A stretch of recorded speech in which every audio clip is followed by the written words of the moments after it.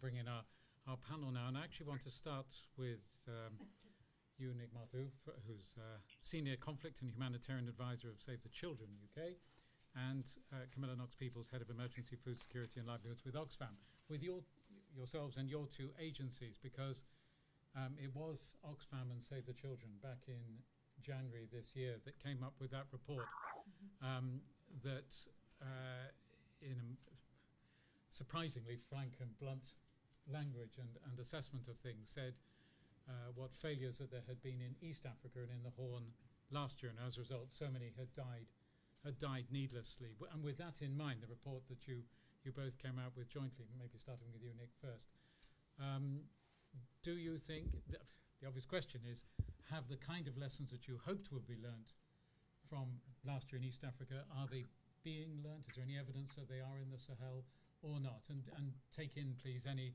reflections you have on what we've heard from David and Jean-Nicolas.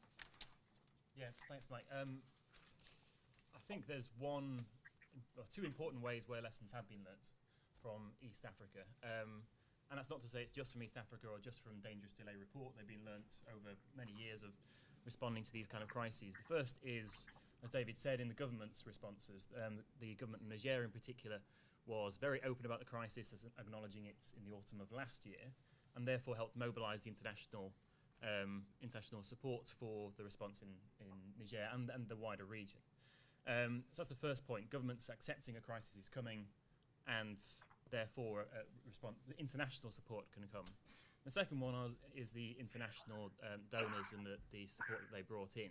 And we looked at the numbers and compared the crisis response this year to in 2010 and 2005, and in East Africa from last year. And there has been an improvement. So maybe 3 months earlier, the big surge in support came in. It came in around sort of March this year, whereas we saw in, say, for Somalia last year, it came in when the crisis had already reached its peak. So in those senses, yes, lessons have been learned. But I think there'd be a note of caution in that whilst they've been learnt this time, has anything systematically changed to mean that it will be improved next time? And I think that's where the answer is no, not yet. Have donors systematically built into the way they work an approach that a crisis is growing, triggers an automatic response when early warning signs come? No, that hasn't happened. Are we still looking at response rather than prevention? Yes. We're still stuck in the response mode, which relies on the humanitarians coming in. And as long as we do that, there's going to be a delay. There's going to be challenges in heading off the crisis, and meaning that people aren't left without food for months at a time and pulling their kids out of school.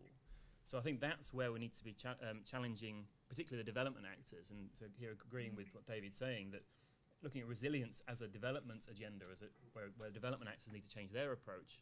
So that actually, if the development actors, the ongoing development programs, whether it be social protection or agriculture or even education, integrated approaches that can then be flexible enough to adapt to the structural and seasonal fluctuations.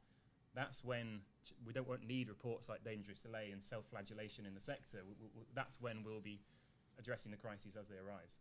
And is that partly because, as I think it's Peter Couples argues in the new humanitarian exchange, that there are many institutions involved in development and humanitarian response who simply, or on the humanitarian response side, who simply don't get it, simply haven't had a sufficient change of mindset to adjust priorities in that way? It's a slow process.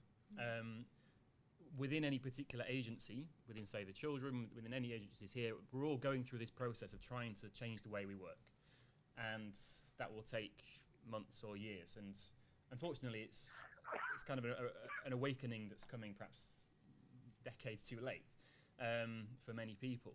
But it's an awakening that we're now going through, and that will take some time for every agency. But at the same time, no single agency can do this alone. It will actually take the whole system to rethink the way we work, how humanitarian and development actors work together, how the humanitarian and development elements of donors or agencies work together, so that you get that consistency of approach and you get that fluidity of approach between the development and the resilience and the humanitarian, and you kind of start breaking down those boundaries. How might that change be accelerated? Is there any possibility of doing so? Well, there is some leadership there. I mean, and the fact that David's part of his agenda in West Africa, part of his mandate was on resilience. Valerie Ramos champions resilience, as does Helen Clark of UNDP. The top level leadership is there. Have they managed to transform their agencies further down?